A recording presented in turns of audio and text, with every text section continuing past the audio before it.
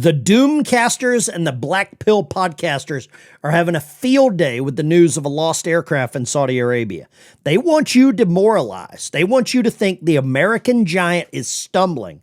But while the media obsesses over a single piece of hardware, they are completely ignoring a massive tactical decapitation that just happened in the Persian Gulf. They say we're losing, and I'm going to show you why we just won. The Operation Epic Fury. Moving along very nicely. They've destroyed a lot of additional targets today. The Navy's gone, the Air Force has gone, we know that. But we destroyed many targets today. It was a big day. And, we are negotiating with them directly and indirectly. Officials say they expect talks to end the Iran conflict to the center of the Strait of Hormuz and Iran's efforts to cut off the crucial waterway. President Trump says Iran will allow 20 ships to pass through Hormuz beginning today as a quote-unquote sign of respect. The president is still weighing military operations to safeguard America and our allies. The Department of War is reportedly preparing for a potential ground operation with. So 48 hours ago, the United States neutralized a ghost fleet. Iran attempted to use wolves in sheep's clothing, merchant ships with containerized missile systems. This isn't a new trick. It's a 21st century evolution of the 1980s tanker war, and I'm going to show you exactly what happened.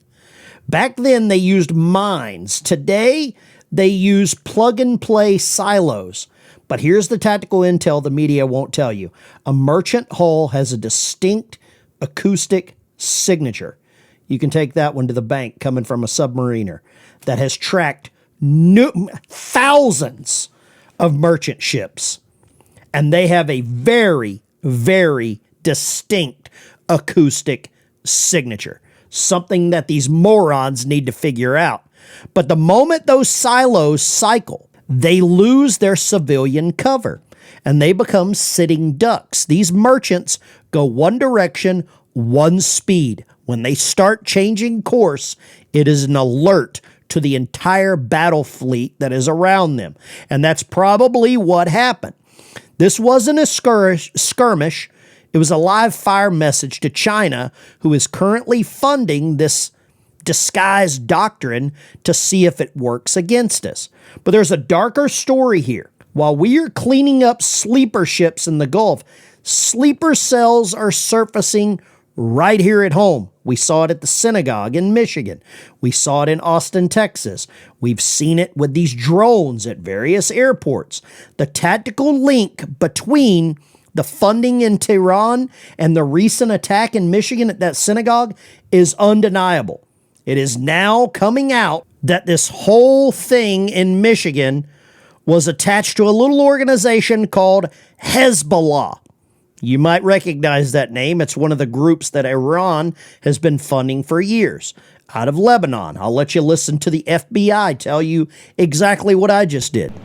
Based on the evidence gathered to date, we assess this attack to be a Hezbollah-inspired act of terrorism purposely targeting the Jewish community and the largest Jewish temple in Michigan. The FBI defines terrorism as a violent criminal act by an individual who is inspired by or associated with a designated foreign terrorist organization. We do not make this characterization lightly without a thorough review and keen evaluation of the facts. In this case, the evidence shows the attacker was motivated and inspired by Hezbollah's militant ideology. Although the assailants' attack planning and mobilization to violence began in earnest on March 9th, which I will fully detail here shortly. So you get the picture here. Hezbollah out of Lebanon. This is a militant group prompted by exactly what happened on October 7th. They're targeting one group of people, one religious group of people. And this is on home soil. This is thousands of miles away from Iran, thousands of miles away from Israel. But why is it happening now? And how are these things connected? Well, I'll tell you. And you don't have to be Stevie Wonder to see this. We have sleeper cells in our country. One political party has shut down the ability of DHS They want to shut down ICE. They want to shut down TSA. They literally want us to be weaker. And for the first time in a long time, we are exhibiting peace through strength. And that's exactly what the president is doing. Now, not all of the government is doing that, but at least our military is. At least our Secretary of War is. Because we need to take care of the battle over there before it comes here. Thousands of additional troops for that arriving in the region. Here's the president again. Are you considering still putting boots on the ground, and would you do that without going to Congress? I just have lots of alternatives. We have tremendous numbers of ships over there. We don't need them all because of, the power. Look, I would say we're just like we're ahead of schedule in the ballroom. In a much bigger way, we're ahead of schedule with Iran. We're weeks ahead of schedule. One goal of putting troops on the ground could be to totally eliminate Iran's ability to build a nuclear weapon. That's the part that scares me the most out of this whole equation. I don't want American troops on a foreign land. But when it comes down to it, why do we have United States military? Why are they the most well-trained? Why are they the most well-equipped? Why are they the most respected military in the world if you're not going to let them do what they're trained to do?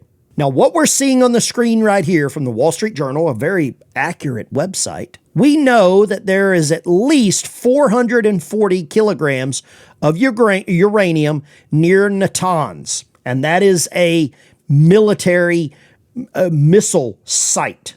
And I'll show you here exactly where this is. This is near Isfahan. It's about 180 miles southeast of Tehran. And that is a hot spot where they were spinning up, where they were enriching uranium that was probably sold to them by our former Secretary of State, Secretary of State Hillary Clinton. She always wanted to be president. Thank God America had some common sense. But that's where this is. And that is exactly the real strategic problem that you can see there, is retrieving this uranium, if it is still there. I hope it's buried under tons and tons of rubble from our Air Force. That's what I'm praying for.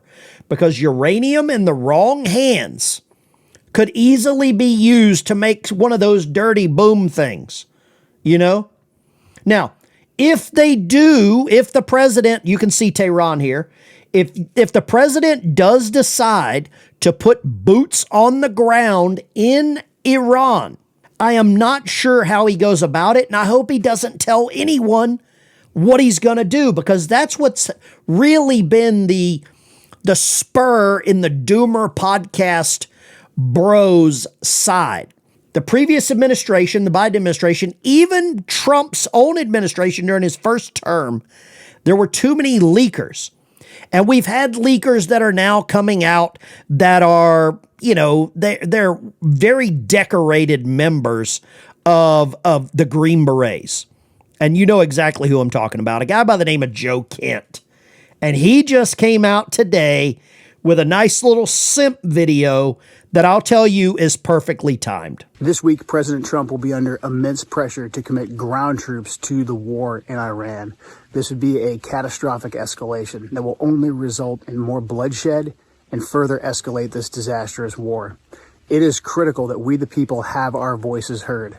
Contact the White House comment line, contact the Congressional Switchboard, ask for your representative, ask for your senators. Respectfully tell them that we do not support putting any boots on the ground in Iran. This is how we, the people, can have our voices heard. It's critical that we pray for peace, but it's also critical that we work towards peace. Respectfully contact your elected officials. He did not say a damn word about this whenever he was running for office 2 times unsuccessfully. And you can see here's his little call to action.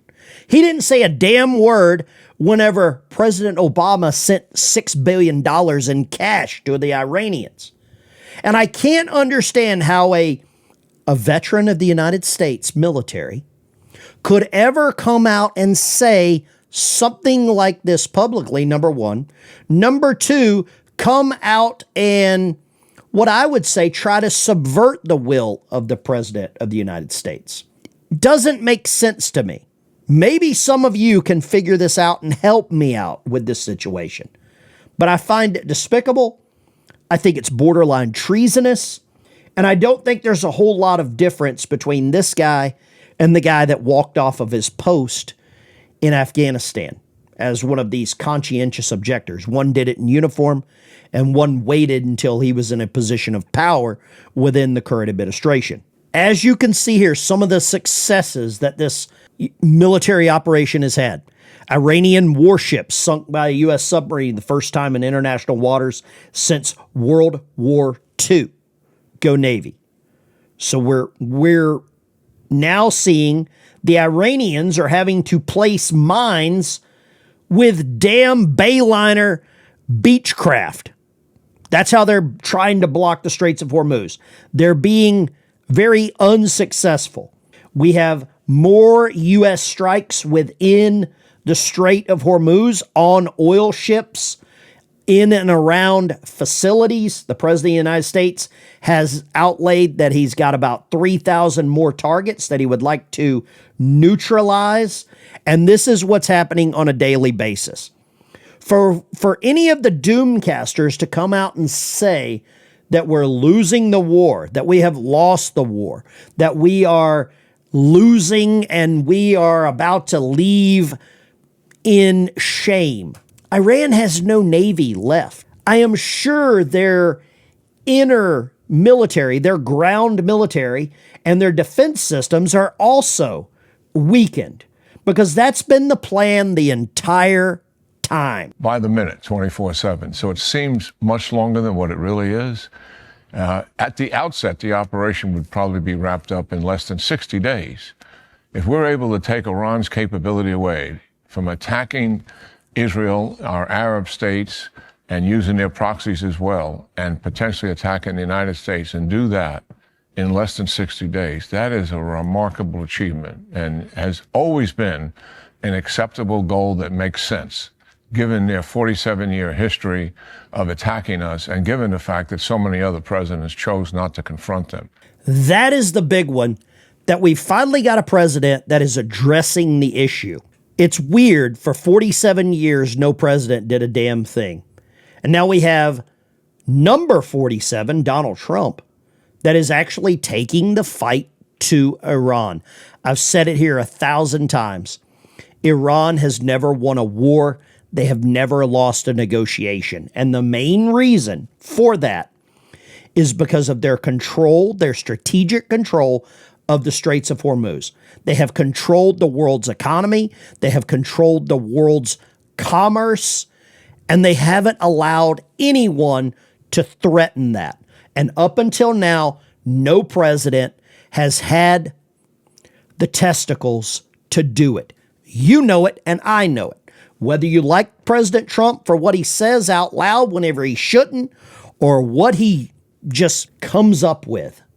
He loves the United States military, he loves America, and he's going to do what's best for us.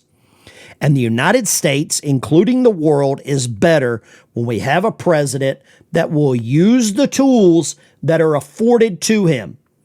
And I mean the Army, Navy, the Air Force, the Marines, the Coast Guard, and the Space Force. Those are military tools that can be used by the president for less than 60 days without going to Congress for a declaration of war. The last actual war that was declared by Congress was World War II. Fact check me on it. I know I'm right. Now, the Iranians have their own defectors coming into play, and I don't believe the news will show this. همه سربازا فرار کردن. حتی فرمانداران گذاشتن رفتن. دور برم نگاه میکنم هیچکی نمونده اینجا. ما واقعا نمیدونیم چیکار کنیم. نه خبری نه دستوری.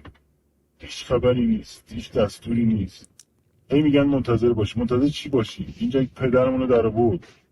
قلبم انقدر تپش داره حس میکنم دارم سکته میکنم. This is an Iranian version of Bo Bergdahl coming out saying that they don't have enough power. They don't have enough military equipment.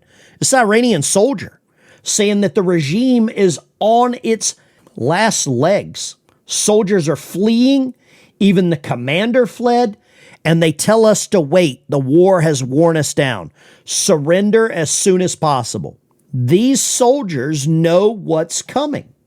They know that the United States military is in power, and we're going to do exactly what we want. This is video from the Israeli Defense Force. There are wind tunnels beneath the Imam Hussein University that is used for ballistic testing. Iran has a long history of hiding munitions and other military armament under schools and under hospitals. And this just confirms it. Look at this. Within a stinking university, a physics center, the chemistry center, they don't care about their own people. They care about this religious ideology. And these people have been shouting death to America for the better part of 50 years. And anyone that says that they are a mostly peaceful but fiery military are liars. You've got Alex Jones now coming out and accusing the president of the United States of a war crime because President Trump said that he would target desalination plants and cut off power plants to cut off the actual, what I would call utilities for these missile silos, for these missile bases, for these armaments. And when you have a doomer podcaster like Alex Jones with a very large following of people that have not yet to develop the capability to breathe from their nose, calling the president a war criminal. Alex Jones didn't call President Trump a war criminal when he was riding on the coattails of MAGA. No, and neither did some of these other podcasters, Sean Palmisano, Joe Rogan. There's a laundry list of them that have made a lot of money on the back of President Trump and on the back of America. Well, I've had enough with this crap. There's some of them that flip and flop every day. They have too much hair gel and they talk about themselves in the third person. You know who I'm talking about. Your boy. And enough is enough. The United States military has special operations personnel inbound, and I wish them Godspeed. Fair winds and following seas. Bring them home as soon as possible. But I don't believe that our United States military is going to leave without getting the job done. And you can see here exactly what the problem is. This facility here, Shiraz and Natanz, it's all in there together. That's where they were enriching the uranium. It is very well guarded by a mountain range. And that mountain range could very well be the one real obstacle that slows the United States military down. I don't know where you stand. Pro-war, anti-war, boots on the ground, no boots on the ground. When the United States military gets deployed, I'm behind them 1,000%. The President of the United States, I believe, has better intelligence than any of these Doomcaster, podcaster, black pill bros, and he's made the right decision for the last year and a half, and he made some of the best decisions he had with the intelligence that he had in his first administration. Joe Biden didn't do anything. Obama didn't do anything. Clinton didn't do anything. The Bushes did nothing. And Ronald Reagan did very little. This falls on the feet of the Democrat Party and Jimmy Carter. And the blame is there. And finally, we have a president that's using the military that we have, the best in the world, hopefully stop what's happening over there from coming here. Some of that uranium in a backpack here in the United States with the right charge and detonation could be a dirty bomb right here on our own soil. This is the Ben Dykes Show. Thank you for watching. I'll see you in the next one. And if you like this kind of content, go check out that video from yesterday laying out all of the drones that are now being mobilized in the United States.